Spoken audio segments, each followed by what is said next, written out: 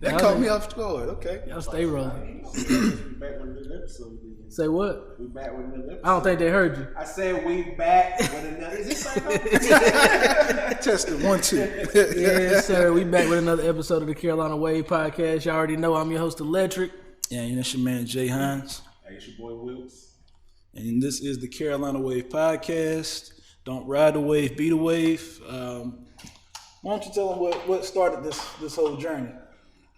What? You talking about how we made it to where we at now, episode 100? Yeah, episode 100. Yeah. You know, man. I mean, it's all started as an idea, man. We always, trying to get something going with my brothers. Yeah. And we here. Yeah, I feel like part of it was when the pandemic started. And the pandemic started, a lot of people came out with the, podcasts, different podcasts and whatnot. And I really wasn't into podcasts like that. But, once the pandemic hit, a lot of things closed down. You couldn't do much. So I got into podcasts and started listening to it a lot more. And my brothers and I, Trip, he came up to me and put the bug in my ear and let me know, it could be a possibility. And, from then on, we just ran with it. So it's been a great journey. Shout out to everybody that's been, rocking with us from day one. And, yeah, man, we on episode 100. I cannot believe this, 100. 100. And I just want to say thank everybody for the love and support. We're going to continue to give y'all what y'all need. That good fun, let your hair down, be off work, have a good laugh or whatnot. And, yeah, like I said, it's the Carolina Wave. Don't ride the wave, be the wave. That whole slogan, Trip, he talked about it. Basically, instead of being on everybody else's wave, we have our own wave, and that's where that came from. So we, when we first started, it was the Wave, podcast, and we had issues with the name. Yeah, because a dude hit me up. I think he was bluffing though. He might have been, but it worked out for the best. It worked out for the best. Because the Carolina Wave, I guess, is more personal. It's more personalized towards us, with us being, from the Carolinas, of course. Mobbing on 64. 64 to 40. Yep, 64 to 40. Is your mic on? Good thinking. Look, is this thing going? This thing going? It is now. I was sitting here turning it up. I was like, man, this can't go no louder. Let's get to it though, man. But yeah, man, our first memory I remember with the Carolina Wave, our first episode, I remember going to get the equipment. And when I got to the place to get the equipment, that's when the news broke that Kobe died. Man, yeah.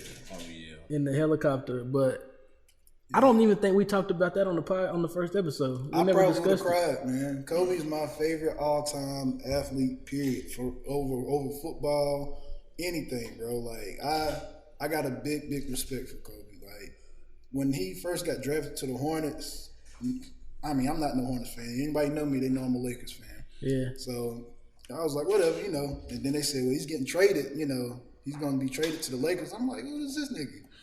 Like, for real. I was like, who is this nigga? Because I was like, I don't know who he is. And then word got out, he was talking about, basically, I'm going to be better than Michael Jordan. I'm like, whoa, wait a minute. Like I said, I'm not a big, at that time I wasn't really looking at basketball like that, but everybody knows who Michael Jordan is. So I'm like, this nigga talking about he better than Michael Jordan. He going to be better than Michael Jordan. Like, you better come with it. Because, I'm repping the Lakers or whatnot. And, his first 2 years, it was a little rocky. And after that, man, you couldn't do nothing but respect him. Yeah. It was like you hate him or love him. And that man, he definitely put on for the Lakers, man. He was there since, 17 years old? Mm-hmm. And I can't lie, I didn't even like Kobe growing up. I didn't. In the beginning, I didn't. I can't stand Kobe, but you got to show him his props. Yeah. Exactly. He did what he needed to do. He knew the assignment. Right. I was the same way, though. I never liked him as a basketball player, but he's kind of in the realm, like I always say, he's in the realm of, like, Tom Brady. Mm-hmm. Like, I don't too much care for him, but you got to respect him. Yeah. You got to respect the game. Nah, but like I said, now he earned my respect and he made me a fan, man. Like he turned my head up. He made my head do a 360. I was like, wow. Like, it was all about Kobe. I got the Kobe jerseys. Anybody say they think bad about Kobe? Like, what the fuck you say? No, that's Kobe, nigga. But like I said, man, rest in peace, Kobe. Rest in peace to his daughter, Gigi, man. life, it comes at you fast, man. So you live it up to the fullest, and you make the best of it, man. Make sure when you wake up that next day, that it's better than the last day, than yesterday. Yeah. Make sure you're doing whatever you can, and if you got a family to look after, you got to go 10 times harder. So that'd be my advice to anybody. Kobe, he definitely did that. He left something for his family, and that's what I want to do for mine when it's all said and done. Yeah, you got to. I think everybody should have that mindset as far as like, doing what's best for your family. You got to do that regardless. Right. And shout out to Tom Brady. Talking about love it or hate it, people that, we love to hate. Tom Brady's another one of them. I'm not no Patriots fan, but that brother won 7 championships in the NFL. That's never been done. I got to give it up to him, man. I'm an Eagles fan. I'm a little ashamed to say it, but I'm a Philadelphia Eagles fan. And I know people probably like, why is this nigga all over the place? This nigga from North Carolina. He like L.A. then Philadelphia. Well, there's a backstory to Philly. Like, my uncle, he used to come down from Philly and watch me play football. So when he would come down and watch me or whatever, he grew up watching, Philadelphia Eagles. And I really wasn't watching Carolina like that, so it was like whatever. But the fact that he would come down and watch me play football meant a lot to me, and I started watching that franchise with him. So that's why I'm a Philadelphia Eagles fan. So where did Atlanta come into the situation? Man, get the fuck out of here. I didn't want to say that. Get the fuck out of here. No. Let's get the shit started. Since you want to start shit, let's go ahead and get it started. First off, I've never been an Atlanta Falcon fan. I like watching Michael Vick. And somebody gave me or bought me a Michael Vick jersey. Didn't ask for it or none of that, but I always talked about how good Michael Vick was. And there's a picture out of me wearing a Michael Vick jersey. So fuck you. And but no. We're not gonna get into that. We're gonna get into Tripp's second team in the Super Bowl. So hey, shout out to the Bengals. Oh, okay. I ain't never heard nobody like 2 teams in the same damn division. This motherfucker screams Steelers here and there. And then, okay, now here and there. I've been Steelers fan for 10 years. Oh, okay. So you broke that 10 year mark. What happened to the fucking Bengals? Look, man, we ain't gonna get. We ain't had to get into that. Oh, okay. You started it. And we ain't gonna get into this one. Look, you see why he quiet? He quiet for a reason. He got that brown on for a reason. I tell you, we gonna do what we need to do in the Super Bowl. What's that? Oh. Wait a minute. Hey, who's your team? The Rams. Oh, okay. That's the malarkey. Nah, but scrolling through some of these episodes, I see episode 4, The House of Hell. That's my personal favorite. My personal favorite episode is The House of Hell. If y'all haven't listened to it, this is when we were doing audio podcasts, wasn't doing anything live or anything. It's a backstory to that, man.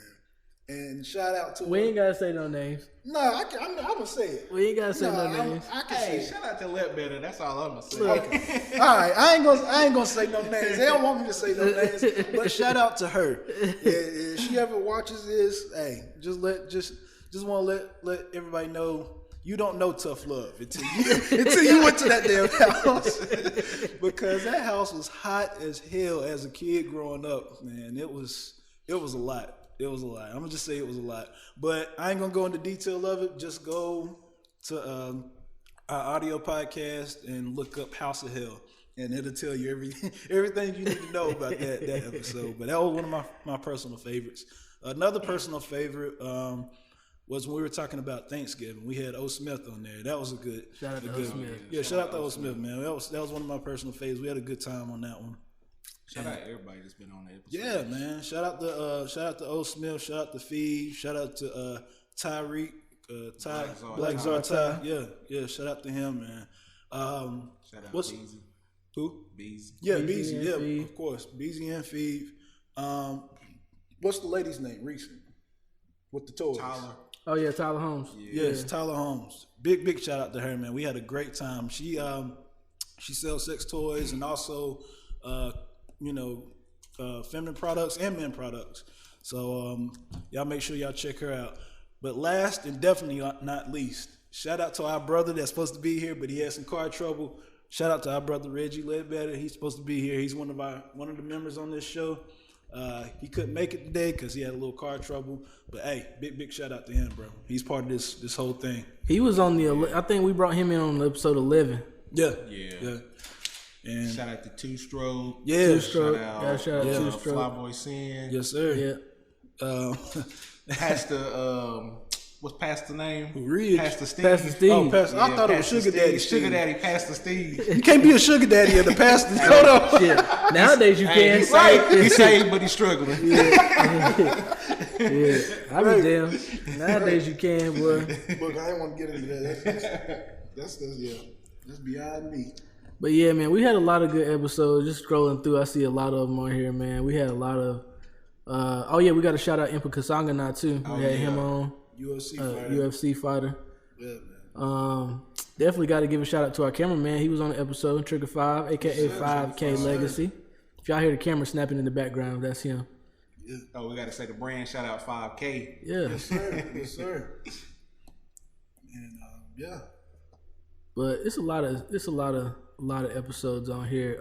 But there's a few things that I wanted to talk about this week that we got to touch on because we can't save them for next week.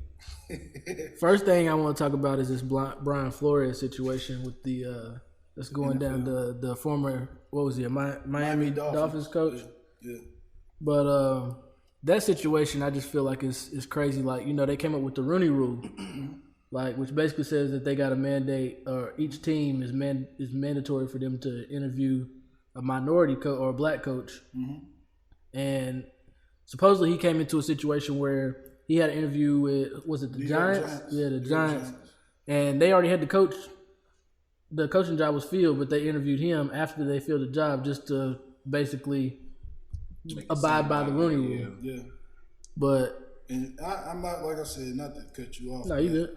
But I'm not no Steelers fan or anything, but shout out to the fucking Steelers, bro. Mm-hmm. He's the only Mike Tomlin is the only black coach, first off. And he doing his damn thing there. Like, he's never had a bad season there. And shout out to that whole organization because the Rooney Rule came from the Steelers. Yeah. So big shout out to them, man. Like, I can't say enough about that. That's big, but it's just sad that it comes to that. And you never, like I said, man, you got to live your life to the fullest because you never know what's going to happen. So a lot of people saying he's going to get blackballed like Colin Kaepernick. And he probably never coach again. I really hope that's not the case because that man, Brian, what's his last name? Brian Flores. Yeah, he's a hell of a coach. Yeah. Hell of a coach. And I hope he gets another chance. They said he's being interviewed by the Saints and the Texans. The Texans, I wouldn't. Me personally, I mean, if they hire him, great, but they just did a brother wrong. A recent coach that was black, like, he only was there for one season, and they already fired him. And this was when the whole Deshaun Watson case is still going on, so they're still rebuilding on that team, so they're not giving him a chance. And that was a black coach. Now they're interviewing another black coach. I don't feel comfortable about him getting that job because I feel like, that is the one. What they gonna do to the right, next? Right. And I just feel like they're basically saving face there. So if all in all out fails, if he gets the job, great. But I hope everything works out for the brother. And yeah, but it's just sad that it comes to that because you see a lot of these white coaches that never coached a day in their life get opportunities and get interviews. Meanwhile, these black coaches has been coaching all their life and been offense and defensive coordinators that, now haven't even got an interview yet. It's just ridiculous. And I'm proud of Brian, the coach from Miami Dolphins. Yeah, Brian Flores. I'm proud of him, stepping up and saying something. But I hope it doesn't jeopardize his job or any opportunity that he wanted to do. True. They said that he was that they were basically trying to pay him $100,000 to lose the games, like to tank the games and stuff to get a better draft position. Right. And what's his name? The Browns coach, was it Hugh? Is it Jackson? I want to say it's Hugh Jackson. Yeah, but I think the Browns coach. Well, he's not the coach anymore, but yeah, they said they did him the same way. Yeah, let me look up his name. But yeah, Hugh Jackson. Yeah, Hugh Jackson. But you know, I mean, hold on, wait a minute, Jordan. Ain't that your team? Oh, that's your old team. I'm sorry, I didn't know. We don't want to start it again. Everybody had 2 teams. I ain't had no damn 2 teams. Y'all gonna cut that out. Always been an Eagles fan. But he was saying that he could back up, Brian's, his whole story and stuff, saying that they asked him to do the same thing. But it kind of makes you wonder because, his whole record with the Browns was what, 3-36-1. Yeah. Like, did he take money? I'm pretty sure he did. That's why he didn't say nothing until now. Yeah. But it's just it's sad, man, because when they first started the Rooney Rule, there were only 3 black head coaches. Now it's only 1 black head coach now. Even after the Rooney Rule. Was that the Steelers? Shout out to him. Shout out the Steelers is one of them. Hugh Jackson, and then I want to say Hugh Jackson ain't a coach no more though. No, I'm saying at that time when they were 3 coaches, yeah. and then I want to say either it was the Bengals or the Indianapolis Colts when Tony Dungy. Yeah, Tony Dungy. I think, I'm not sure though. Don't quote me on that. Yeah. But yeah, it was only 3 black coaches. Now it's only 1, and that's the Steelers coach, Mike Tomlin. Mm-hmm. But it's like I said, man, ain't shit really changed, man, and I hope it changes for the better with Brian has done, and I wish him all the best. But yeah, it's sad that it has to come to that, and somebody actually had to speak out about it because these NFL owners are not giving these black men a chance. So yeah, we'll see. Now, the next topic, one I don't really too much care to talk about, but what's that? What is it? we gotta discuss Joe Rogan and the whole thing going on with him. I want to hear y'all's take on it first before I go into my spiel. Well, go ahead. What's give the us story? Give us the story. So basically, all right. So I'm gonna just give the whole backstory. So yeah, they've been trying to get rid of Joe Rogan off Spotify because his platform's huge. Like he has more listeners than Tucker Carlson, Fox News, and CNN combined. Mm-hmm. Like he gets over 10 million downloads per episode that he comes out with. So his platform is huge. Mm-hmm. So he has doctors on and different types of people that have differences of views on COVID. Which one of them being Dr. Robert Malone. He's banned off Twitter. Mm-hmm. Like he's banned off of YouTube. Like he can't put his information out there. But a little backstory behind Dr. Malone is that he's got 7 different patents on 7 different mRNA patents for vaccines. So he's helped invent some of these vaccines for the COVID, like Pfizer and stuff like that. But right. He just has difference of opinions of what the news actually wants to spread. Right. So when Joe Rogan gives them a platform to speak, these bigger platforms like MSNBC, CNN, Fox News, they don't want that type of narrative being spread. So of course they're going to say, I don't agree with Joe Rogan's views on COVID, this, that, and the third, but I just feel like that they're mad that, he's giving them a platform to voice their opinion when nobody else will. Right. So after they tried to, Neil Young took his music off Spotify. Some other artists took theirs off, just because of the whole COVID thing. I think it was, what's her name? Nah, that I'm talking about before, not before. Okay. But so then a couple of days ago, India Arie comes out and says that, she disagreed with, we need to get Joe Rogan off Spotify because of his views on race. Mm-hmm. And he had some clips that came out from a while back, which I don't agree with, with him saying, the N-word, regardless if he's saying it in a format, basically, he's saying it in form of basically like, okay, Red Fox said nigga this, nigga on national TV, right. And this, that, and the third. And then of course he said a story about him going to watch Planet of the Apes, and the cab driver dropped him off in a black neighborhood, and he referred to it as Planet of the Apes, and that's the clip that came out. I listened to that episode a few weeks ago when it came, and it was a coincidence that all of this came out because I was like, I just listened to this episode, and it came out And after he said that, he was like, I shouldn't say that. That's racist. It sounds racist. But of course, they're not going to put that in the clip. They just want you to see what you want to see. Mm-hmm. And, all of this was like 11, 12 years ago, which of course don't make it right, but people do change. Right.